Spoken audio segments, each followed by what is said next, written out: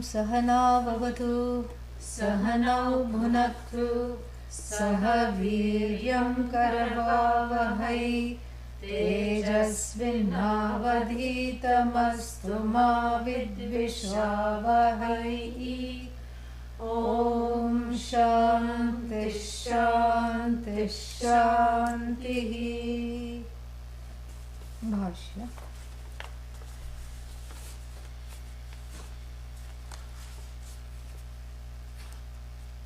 long bhashya.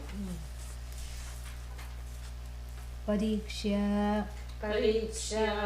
yat etat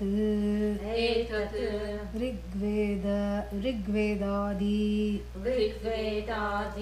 apara vidya vishayam swabhaviki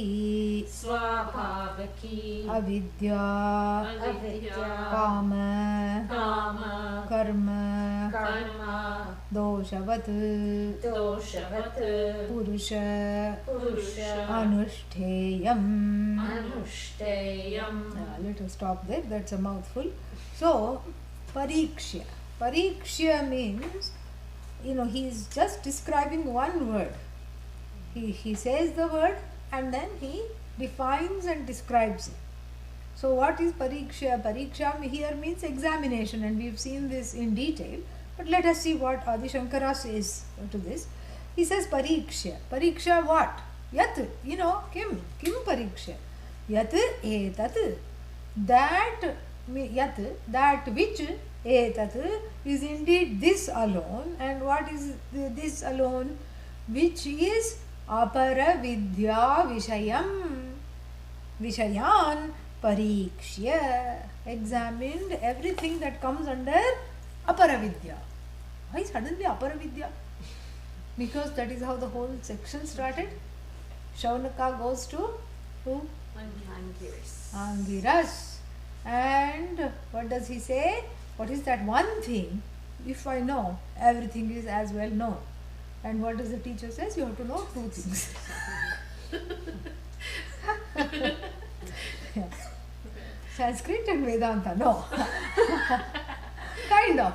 Apara Vidya and Para.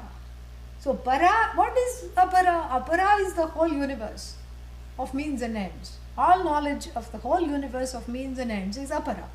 Anything you see is Apara. Knowledge of that thing that you see, which is in time, which was born in time, which dies in time, is also Apara. And then what is Para? If everything is swallowed up by Apara, then what is Para? Para is that cognition, comprehension, that assimilation, that understanding, which, through which the imperishable as oneself is understood. That cognition, that vritti, that, assimilation of the imperishable as oneself. That alone is the ultimate knowledge. Everything is non-ultimate, relative. So this is absolute because it is absolutely it is unchanging, it is you, and then the rest of it is changing, and this is changeless, and this was understood. So without Apara, Para cannot be gained. So really that gives us a clue as to how to approach the Apara, the world of all the Vedas and all the karmas and all the karma phalas and everything. We have to approach it as a preparation for the Para. No, otherwise it has no other use. Other than as a preparation, it has zero use. Okay. So then Adi Shankara, in even describing this mantra, is going back to that question which was asked and then subsequently answered by the teacher, as you have to know two things. Why do I have to know Apara? To see how finite it is. So Parikshya means what? Yat, that which is Apara Vidya Vishayam, that which is known as, revealed as, in the Shastra, in the Upanishad, as the subject matter, Vishaya, subject matter, the topic of Apara Vidya Vishayam, Parikshya. And what is this Apara Vidya Vishayam? What is it characterized by? Rigvedadi Lakshanaha. that which is characterized by Rig Veda, Yajurveda, Samaveda, Atharvaveda, and here we don't have to let it confuse us. Anything, even the scriptures are called Apara here, because the scriptures, even though they contain the knowledge of the self, the scripture itself is, what is that? Relative, not absolute. Because the scripture deployed in the form of the pramana and comprehended and received in the form of the pramana alone. That's why nothing happens when you read, because this is a live transmission, and that transmission includes the reception. And the transmission is possible because the receptor and the receptor is self-revealing. So you are not transmitting something that is other than you. You are transmitting something that is capable of receiving, because the receptor is alive, present, Sat Chitananda. What is being communicated? Sat Chitananda. By whom it is being communicated? Sat Chitananda. And the manner in which it is communicated, through the deployment of the words to indicate the truth of oneself, which is beyond words, is also what? Sat Chitananda. So this is the beauty of it. So the transmission and the reception are all on the same tune, naturally tuned to the same frequency of Satchidananda. And that frequency is a self-broadcasting frequency. It's not a frequency that has to be induced. It's a self-broadcasting frequency. The truth of the self is broadcasting itself. But it is not understood and not seen. So therefore, the akhandakara vritti, the oneness, the thought, the cognition of oneness is communicated through what? Through the removal of the ignorance. You are not that what you think, because mostly the teaching is na iti, neti, neti, and then the iti is seen as what is hiding behind all the na iti, and so therefore this is how the ultimate is gained. But now what is pariksha? So therefore what do I have to examine? I have to examine my involvement with Apara Vidya, starting with even the scriptures, because why should I question my involvement with the scriptures? How should I question my involvement with the scriptures? The wrong way to do it is to say Mundakopanishad, Apara Vidya. Yeah, because it's part of Atharvaveda. Rig Veda, Atharvaveda, Samaveda, Yajurveda, everything was there. So Atharvaveda, Mundakopanishad is Apara Vidya. And therefore, if it is Apara Vidya, then what do I have to do? Let it go. Therefore, I, like a judicious and a good student, I allow it to drop. And then when I allow it to drop, what happens? Yeah, everything drops. Including a big cover called Avidya, keeps remained, that's the first thing that is dropped. And it still continues to cover. The covering is not examined. So therefore, I have to see that what is there to drop. So Rig Veda di Vishayam, Apara Vidya Vishayam. So I have to fine tune my engagement with Apara Vidya. Another paradox is that the Apara Vidya leads to the recognition of Para. Correct? Yeah, that is another paradox. So I cannot give it up. But then I cannot also engage with it as though I am focusing on Apara. How might that be? How many times the word Purusha occurs in Mundakopanishad? Is it a Para level engagement or an Apara level engagement? You decide. How many times, how many verses does the first thing have, first section have? First Mundaka has how many verses? Second Mundaka has how many verses? Why? And then, and even Bhashya engagement can be like this. People do this. Bhashya style of Adi Shankara is derived through the certain catchphrases that are used in all the bhashyas. And whenever that phrase occurs, we can say it's got a footprint, a stamp of Adi Shankara. And then whenever that phrase doesn't occur, that means it is an impostor parading as Adi Shankara. Oh, what might those be, those phrases? Brahmadi sthavara paryantam, phrase number 1. Phrase number 2, what is the use of this? You know? Is your understanding increasing? No? Are you able to better, see the truth of yourself as a result of this? No? How many times what does Adi Shankara mean by the word, usage of the word Brahman? How many times does he use it as to mean Ishvara? And how many times does he use it to mean pure, plain consciousness? These are books written, very scholarly, very pedantic, and in my mind, needless, kind of an engagement. This is a wrong engagement. This is engagement with Apara, to stay in Apara. This is what it is. It's a finite engagement with the finite. Yes, one is infinitely obsessed with the finite through this. So that is what Adi Shankara means. He doesn't say give up the Veda and the Upanishads. He says examine how you are engaged with it. That is very important. Are you parsing the words? Are you just splitting hairs?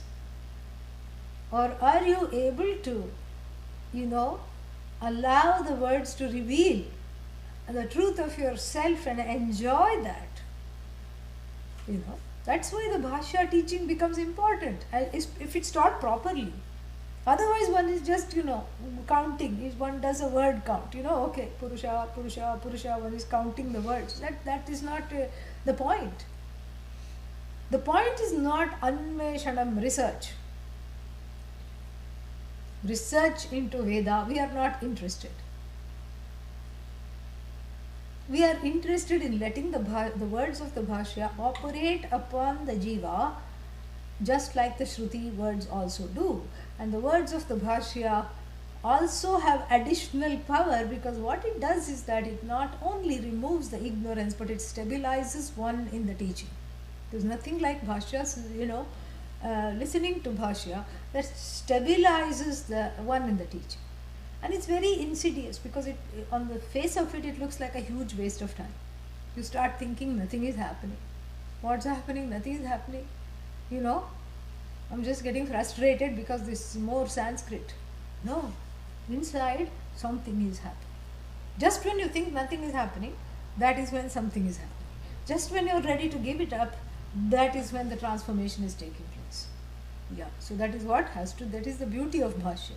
Like everything else, it works on a very, very subtle way. And all that is needed is Shraddha to listen to it, and besides, everything is explained in English. So if I can just sit through the Sanskrit, even if I don't want to learn Sanskrit, if you want to learn Sanskrit, that's fine. You can learn, because I explain the words and everything. If you don't want to learn, sit through it, allow it to just speak to you. It will. Eventually everything is translated anyway. Even if it's not, it will start speaking to you. Yeah. So things like Satchitananda, they have become now everyday words for the student, for the regular student. And so, therefore, so he says, Parikshya, Aparadi, Rigvedadi, Apara Vidya Vishayam, Parikshya.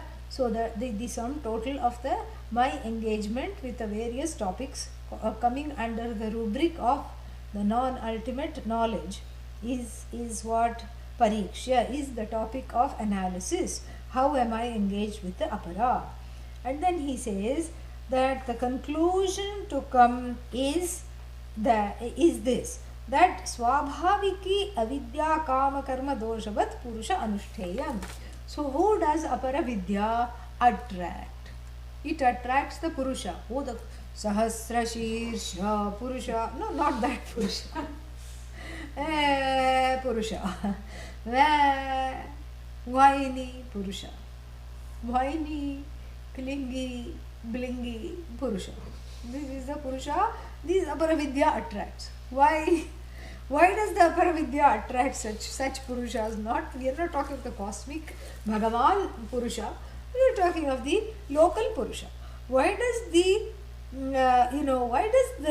Apara Vidya Vishaya attract this?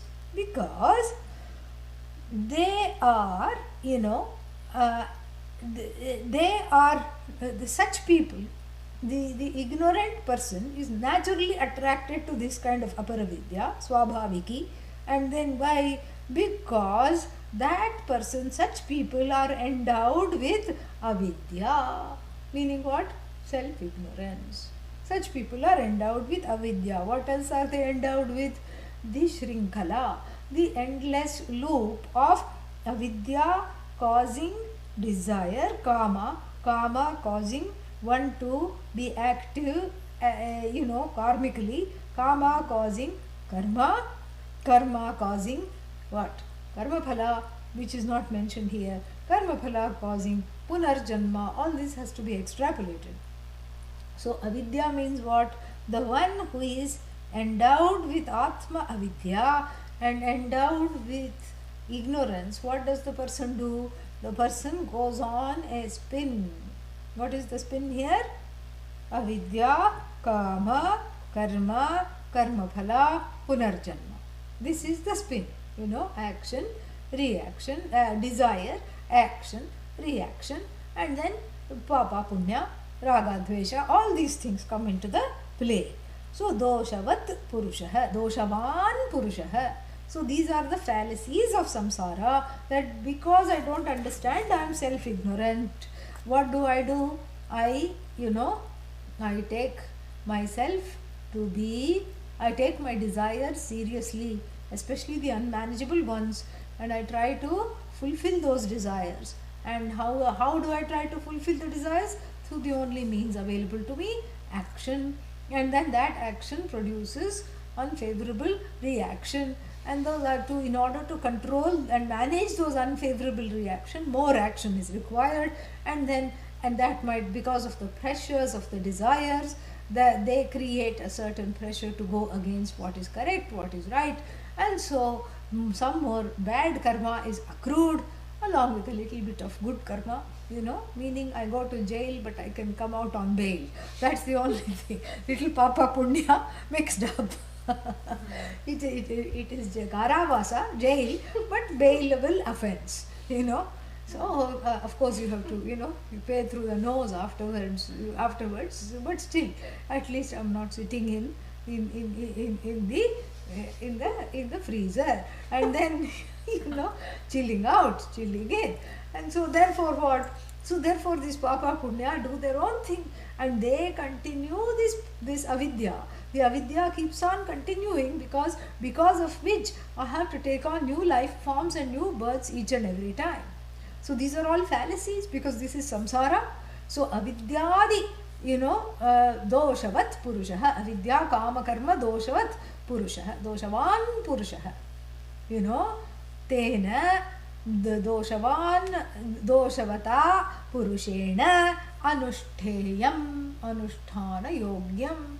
So what is this Apara Vidya? Apara Vidya Vishaya, the topic of Apara Vidya, is dabbled in by people who are filled to the brim with avidya, anyatha vidya, kama, whose commitment is to chase the kama through karma and then do damage control and then more karma, more kama. This is what is only this Apara Vidya Vishaya appeals to those people who are embroiled in the action-reaction, endless loop of action, reaction, more reaction, more desire, more fear, more sorrow. This is samsara or samsara. This is what the whole thing is. There's nothing other than this. Correct? And so therefore what happens? Therefore we have a very beautiful bhashya here. And so he says that it's only avidya, this Apara Vidya, the non-ultimate knowledge, appeals only to these types of fellows, these fallacious people who are interested who are indulging in these kinds of non-ultimate pursuits because they don't know any better and they are addicted to the karma phala. And then further, avidyadi doshavantam eva purusham prati vihitatvat tat anusthana karyabhutascha. So that, yeah, stop there. So he gives the reason.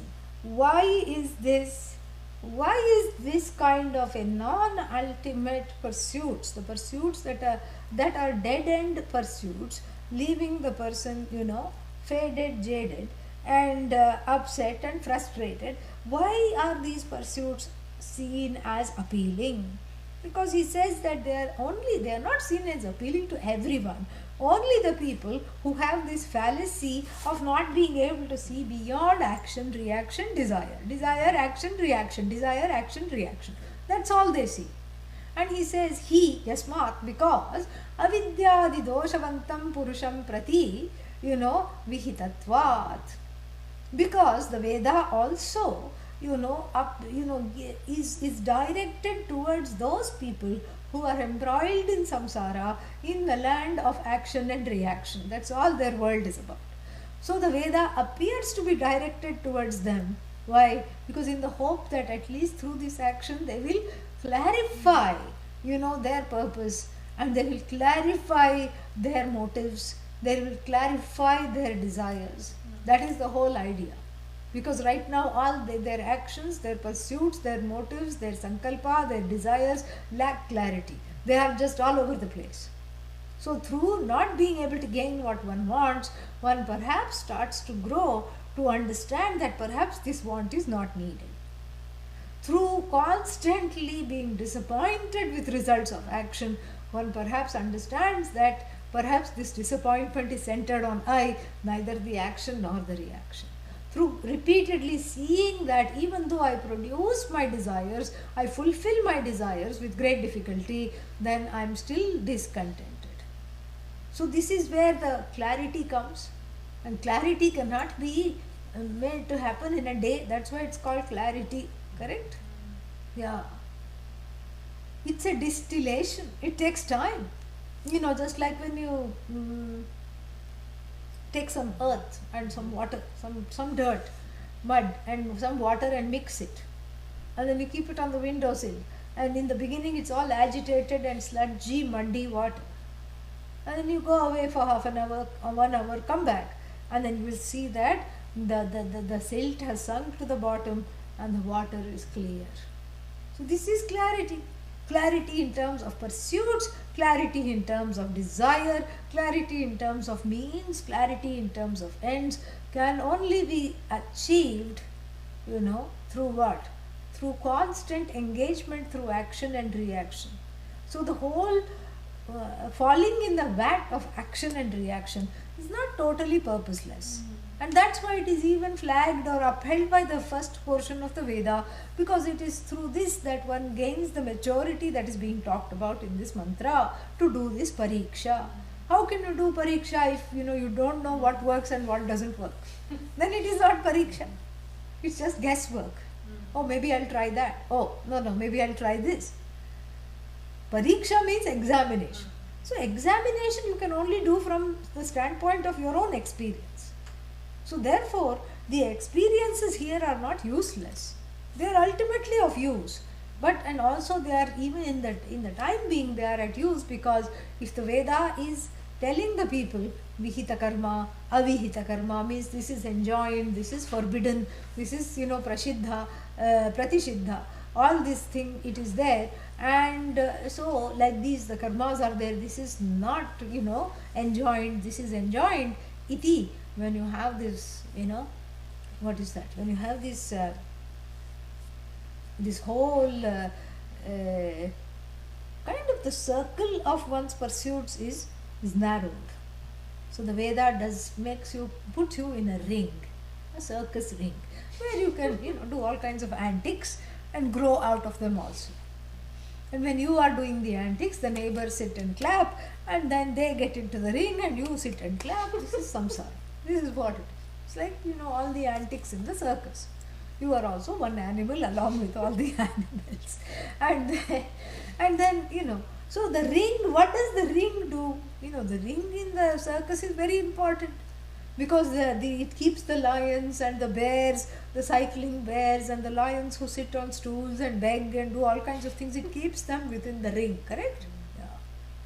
So to the first portion of the Veda is a container for the Ragadveshas to have, so that they don't go awry, and attack the audience. So here they don't attack others, and they are just contained, and they are on the way to being tamed. Yeah. That's all it is.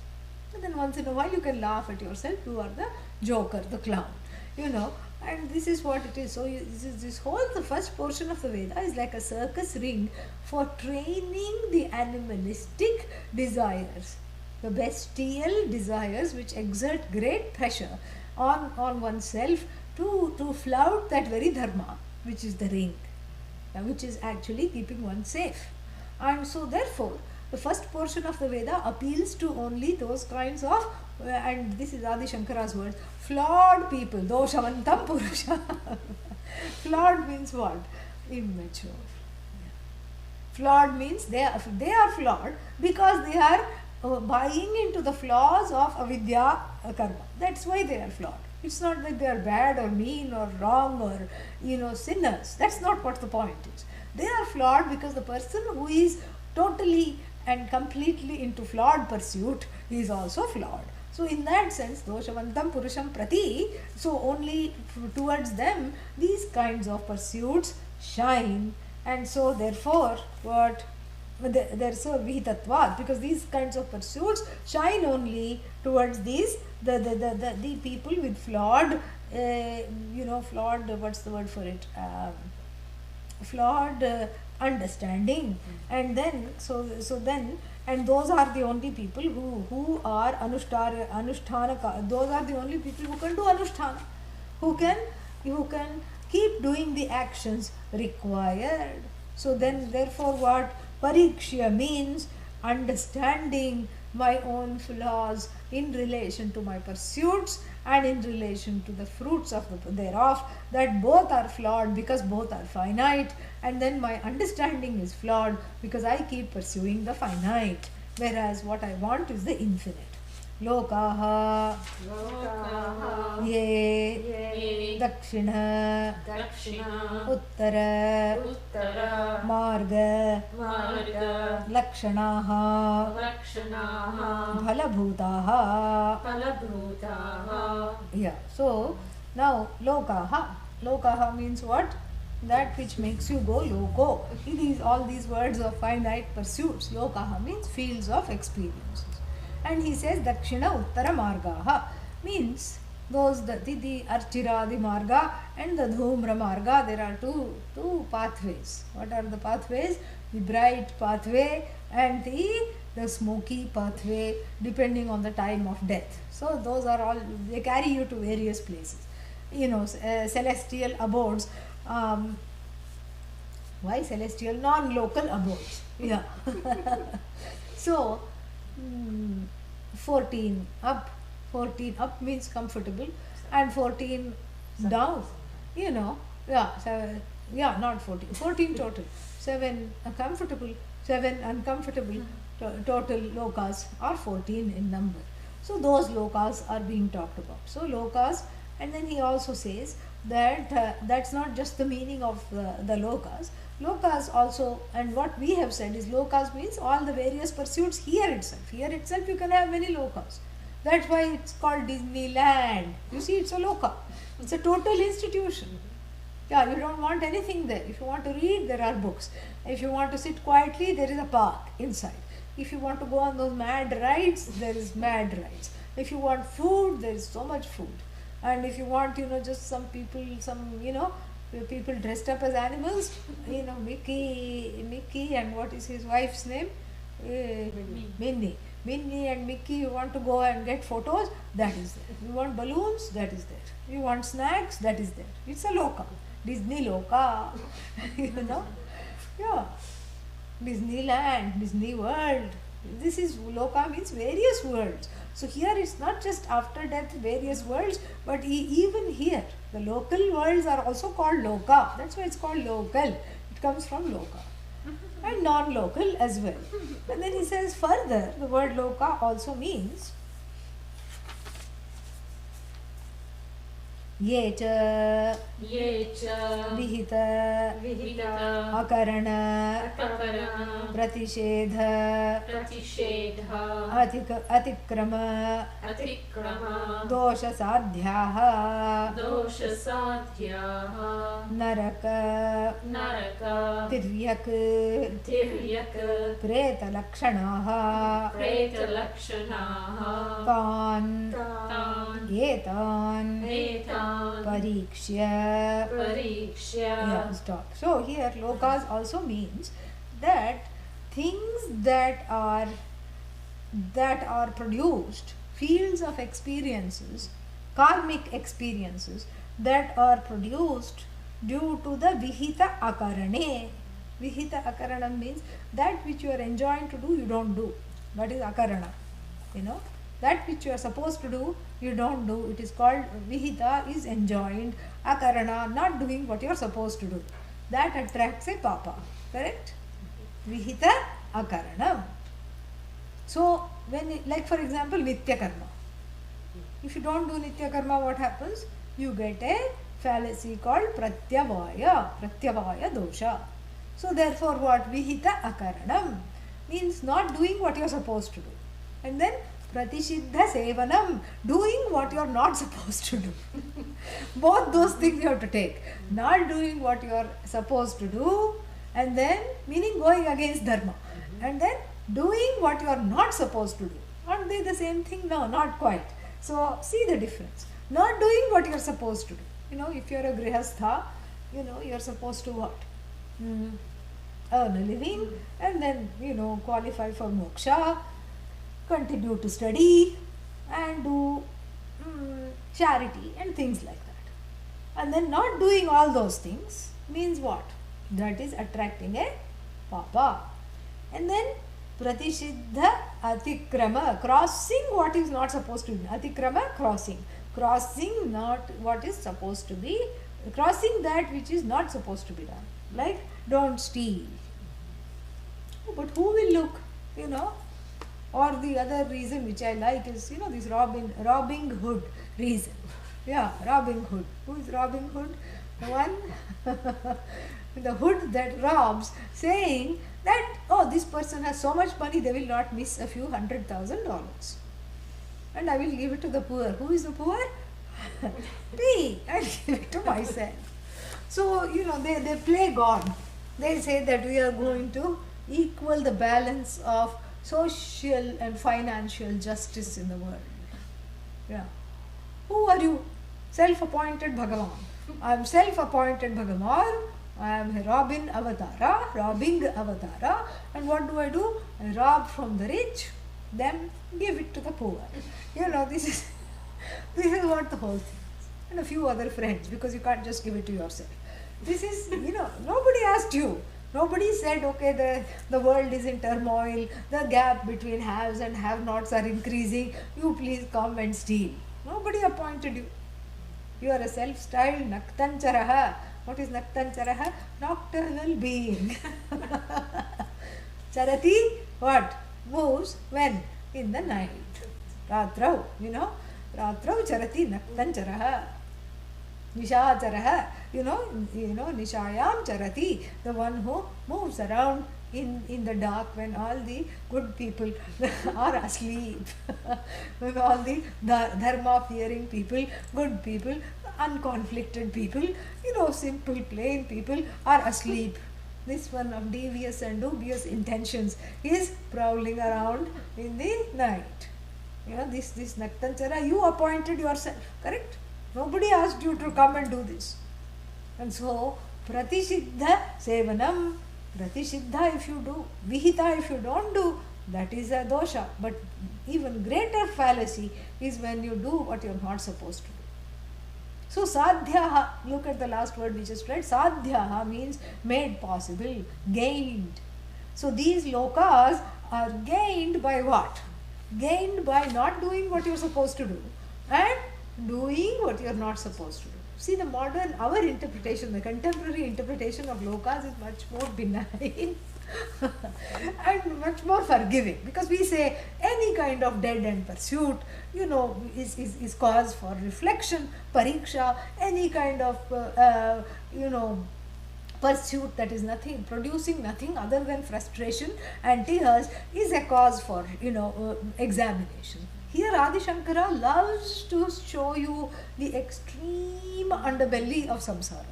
So he says, look at those lokas are nothing but those worlds gained as a result of you flouting dharma incessantly, of you doing things that are not supposed to be done incessantly. You doesn't mean he's targeting any the reader, but any jiva. Yeah, all the jivas. So sadhyaha, those lokas that are gained by the repeated flouting of the dharmic and the righteous ways, those lokas that are gained by not doing what one is supposed to do, those lokas, in other words, that are produced directly by the sum total of my omissions and commissions. And what are they? Naraka. One of the bad lokas called Naraka. Naraka literally means hell, Vedic hell. Yeah. Not eternal, but it need not be eternal. It causes enough problems without being eternal. And we have all these descriptions of what happens there. And some of the descriptions include, what is that? The being stretched on a stretcher with the help of some wires, tied. Yeah, rack. Yeah, you're stretched on the rack and then you're grilled on the rack. This is the whole kind of, this is one description. Then we have other description. If you go to, where is that? In Sri Lanka there are these caves, Dambula caves. Yeah, you go there and then you wish you were never born. This is the Buddhist hell. What all happens according to the Buddhist scriptures, this is done in 3D in clay figures. And I will not go into the gory details except to say that a lot of red paint has been used. Yeah, horrible. So this Naraka, Tiryak means you just have to look at all the animals. Animals, creepers, things that grow sideways. So what's wrong with being an animal? Don't just look at the first world dog. First world dog gets Christmas and New Year presents. Yeah. First world dog lies on a memory foam mattress. Yeah. First world dog has its own servants. That's not what we are talking about. That is a punya dog. Yeah. It's not the underdog. We are talking of the underdog in the third world dog. In the developing countries, it's a dog's life, literally. Even the first world dog has its share of sorrows, but if you really want to see what's a dog's life, go to Thailand. Not even India. India people are kinder. And what I recently read, just chilled the bones, because what they do in Thailand, and even, even in other Southeast Asian countries, they round up all the street dogs and then go take them somewhere and then skin them alive, because they don't want to spend money on tranquilizers and all these things. They skin them alive and grill them alive and sell the meat, and this dog meat is very tasteful for all these people who are tourists who are traveling. This is what, there was a whole article somewhere, either in Time magazine or New Yorker, somewhere I saw that. Just very chilling. Horrible, the whole dog trade. Look at that. Look at how badly they are. Some of it you cannot even read. I couldn't read parts of it, because parts of it, how they are bundled into the vans, there is no room to even put one pin. They just growl at each other and eat each other up half on the way, or they eat themselves up, they eat their own limbs, because they are so frustrated. and then they are skinned alive, and while the others waiting to be skinned are made to watch their friends and other dogs skinned alive, and while they are still alive they are put on the grill to slow cook and be served to these wayside travelers somewhere in these hills called Chiang Mai. This is what is happening in Thailand. And so you look at those kinds of stories. So Tiryak, Naraka, Tiryak means these kinds of animals who cannot express anything. What can the poor dog do? It can bite, it can run, and it can, but if it's tied up and its mouth is, muffled, it cannot do anything. It's muzzled, and so it cannot do anything. All these, they cannot express pain, they cannot, they cannot protect themselves, and so this is Naraka, Tiryak. And then what is worse than Tiryak? Preta. Preta means what? Prakarshena itaha. Pretaha means a disembodied entity. Preta. Preta life. Why? Because so much desires that I did not want to leave, even though I had the final out of body experience. Meaning no more chance of getting in the back in the body, correct? And then what? The body, that's why they quickly dispose of the body. In Eastern countries, we don't keep the body because we want to reduce and eliminate completely the chance of them wanting to come back if they are truly gone. Because the body is useless, and as long as the body hangs out, they will also want to hang out because there is a tadatmya, that identification with that body. So, and that too, and also, we don't have all these climate control and all these things.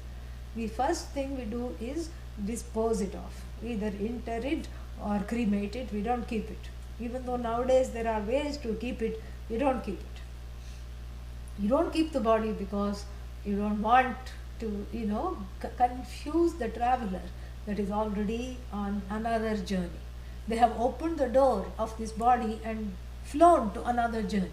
So you allow that journey to take place without impediment. This is all impediment, if the body being there. We say that the preta doesn't get shanti, meaning it does not get peace if the body is still there. Here they keep the body for months, till the relatives fight it out whether to bury it or to do whatever. They keep the body in the morgue or in some refrigeration in the freezer. The person is kept in the body is kept in the chiller for months till the relatives who could not get along, the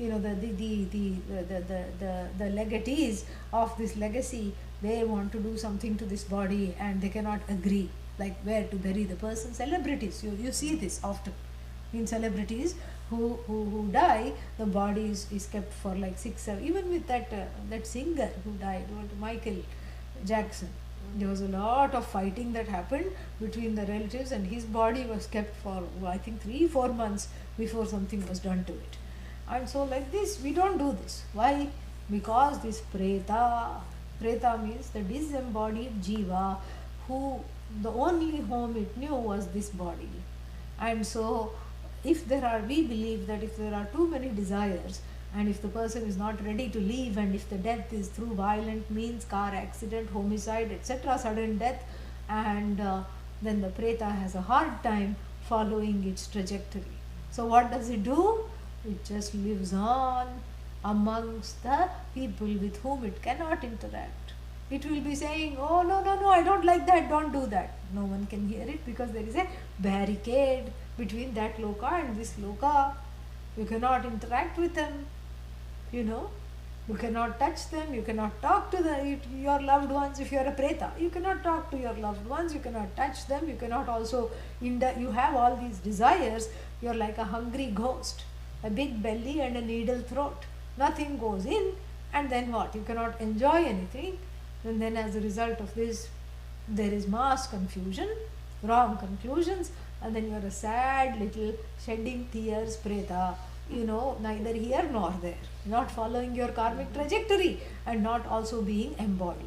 So naraka, tiryak, pretadi lakshanan. So these are the lokas one has to be beware of. One has to beware of, because these are the lokas we have to do pariksha. How did I get into this situation? And how did this happen to me? So the preta should think. He is telling how the preta should think. Maybe the Preta attended 1-2 Mundakopanishad classes. And so the Preta has the discriminating ability. So the Preta thinks, oh, this is how the Preta should think. Like, why am I here? How did I land up here? And then like this, and also even if you're not a Preta, even if you're embodied and having a good life, you start thinking, what is this? Why these horrible life forms exist? Why these bad karmas exist? Why the recipients of bad karmas exist? You do pariksha. How to do pariksha? Upama, through comparison, through through seeing directly, and through inference, through all the means of knowledge which are useful for this kind of examination. That look, all that I am pursuing is going to lead me to Naraka, Tiryak, and what? Pretadi Lakshanan, Lokan. So this is the conclusion, that everything is a dead end.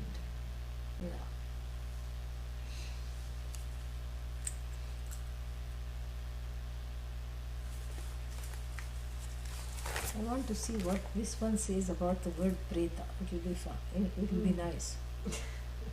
Let's see how he says. Yeah. The words of ghouls. Yeah. Words of. This is nice. Very nice. I'm going to read the translation. Yeah. He says that Parikshya, meaning examining all these that are included within the scope of the lower knowledge, Apara Vidya, constituted by Rig Veda, etc. We said that are to be undertaken by persons subject to ignorance, desire, action, they having been inculcated only for the man swayed by the defects of ignorance, etc. Examining the worlds that are the results and indicated by northern and southern margas, we saw that, and the worlds of the beasts and ghouls that follow as a result from the guilt of omission and obligatory duties and commission of prohibited ones. We have seen this, yeah. So all the omissions and commissions lead to the world of beasts and ghouls. Ghouls, yeah, ghostly beings, ghouls. And then, yeah, so this is how to examine with the help of direct perception, inference, etc. So that we will see now. Yeah, so Pratyaksha, Anumana, Upamana, Agamaihi, Sarvataha, Yathatmyam,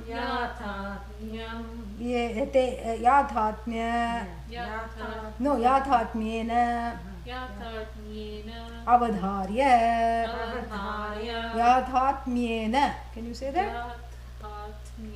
Yathatmyena. Yeah, Yathatmyena Avadharya. Yathatmyam means Yatha Atma, means as its truth, objectively. Avadharya, Nirdharya means ascertaining their truth.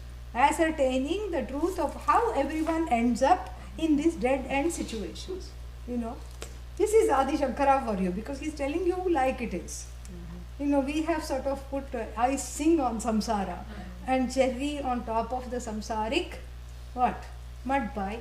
And so to kind of gently give it on a platter and say, well, even though it looks like a nice icing, creamy icing and a cherry on top, when you cut into it, it's only just a mud cake made by the child, put it in a thing and then upside down mud cake, and so this is kind of the contemporary approach. The ancient approach is there is no covering up, no frills, no frills on samsara. What is samsara? That which leads to repeatedly bad ends. And what is the bad ends? Described by Naraka, horrible suffering, and then what? Tiryak, animalistic, rebirths, and then Preta, disembodied, hanging out in a way that you had never thought you would. This is what samsara is. But why only focus on you may argue with Shankara here. Hey, samsara is good. I want to come back. You speak for yourself. I like samsara because I get to go to movies. I get to have friends. I have a job that I like, and I'm valued, at home, and I'm valued in the world, and I have satisfaction. What are you talking about? That everything is just full of problems, and you just because you are an ancient sage, all right, but you decided to focus on all kinds of horrible things, doesn't mean that it applies to my life. Well, you have to do a little more examination. Come back after doing a little more examination. This is how the person in the teens will talk, because nothing can come in the way. The parents say, "Are you sure that this is a danger? Sounds like a dangerous sport." Nothing will happen, Mom. I'm 15. Come on. Nothing will happen, Dad. I'm okay. And in the 20s also the same attitude. Hey, I like my life. I have friends. I have so many followers on Twitter and Facebook. I'm okay. You speak for yourself. You don't know. You are always just this doomsayer. You always keep saying Naraka, Tiriyak, Preta, Naraka, Tiriyak, Preta, and for a change you say Preta, Tiriyak, Naraka, Naraka, Preta, Tiriyak, Tiriyak, Preta, Naraka, Tiriyak, Naraka, Preta. All these combinations you have. You just are focusing on the wrong things, on the useless things. I find my life very useful. But then you speak to the same person in the 30s.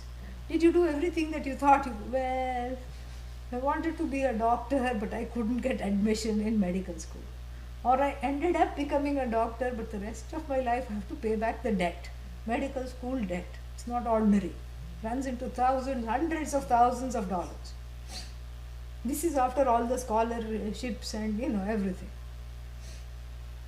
And then what?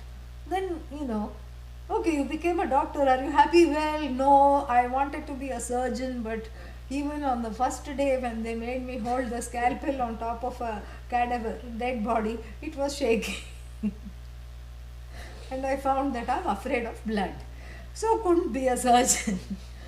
So, what are you? Well, I'm a general practitioner. So then, so I'm not happy. You see, this is what it is. Then then the person refuses to, say that it refuses to accept any kind of defeat. Defeat means what? Not that one has to accept defeat, but see that the means and ends and constantly there is a misfit. What I want, I'm not getting. What I'm getting, I'm not wanting. What I'm getting and wanting is failing to satisfy me. On the rare occasion, what I'm getting, what I'm wanting, I'm still discontent. This is what they are unable to see. Then in the 40s, you see, and then the person already starts to have regret. Had I known what I know now, then my 20s would have been different. Then my 30s would have been different. Then you talk to the person in the 50s. Well, I'm so much a nicer person now. You should have seen me when I was 20. You think I have ragadveshas now. Thank God you did not meet me when I was in my 20s. That time I had so much. I would fire people left and right and scream at them and yell at them and jump all around them. And now at least I'm a little more settled down. 60s, full of regrets. 70s, full of bucket list, what all I couldn't do. 80s starts to fulfill the bucket list. Yeah. This is what the whole life is. And so here, he's just taking a shortcut through all this.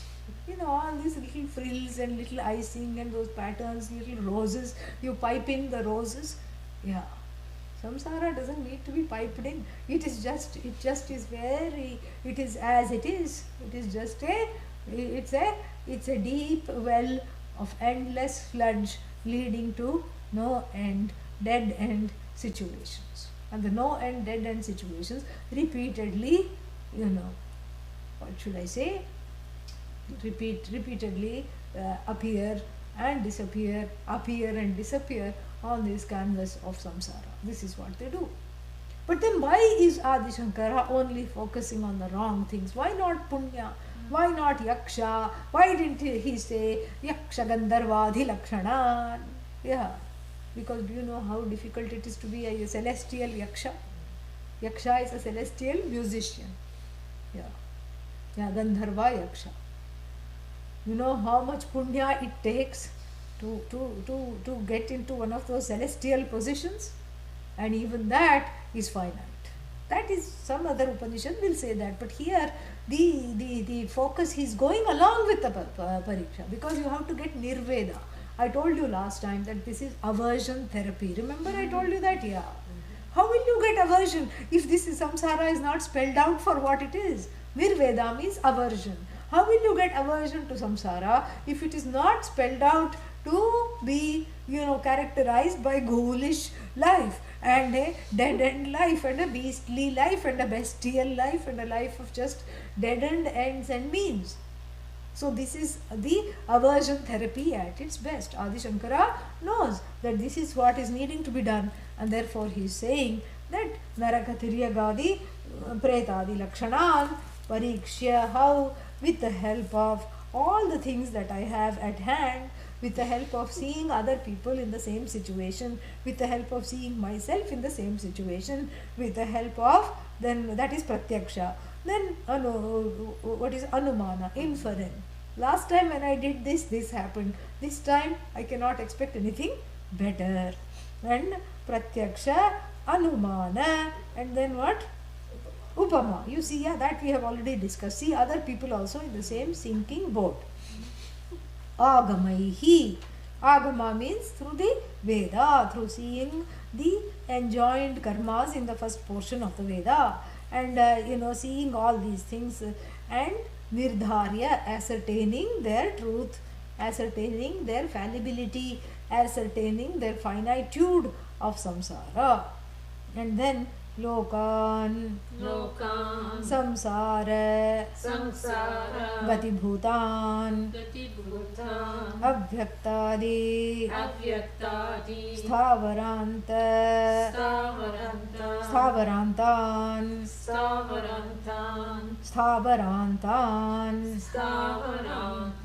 vyakrita avyakrita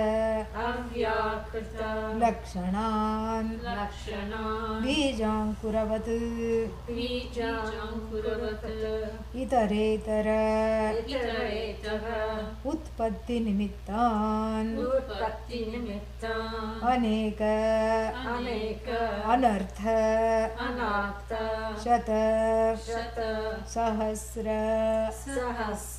संकुलान् कदली गर्भ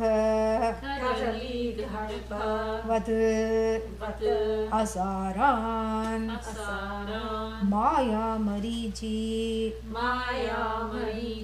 उदक गंधर्व नगराकार स्वप्न जल बुद्बुद खेन समान प्रतिक्षण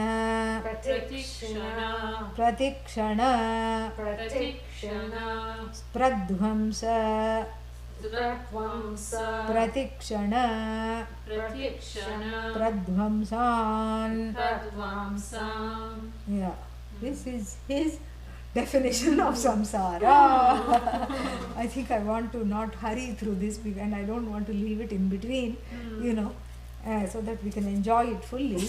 It will be deferred to September 20th. Okay, September 20th, same time, hopefully not the same place. I want you to come here, okay? Yeah, come. Classes will be better when people are in attendance. Otherwise, it's just me talking to myself, yeah. So come. So come to class, and then, it will become a habit. Yeah. Om Purnamadah Purnamidam Purnat Purnamudachyate Purnasya Purnamadagya Purnameva Vishishyate. Om Shanti Shanti Shanti. Harihi Om Shri Gurubhyo Namaha.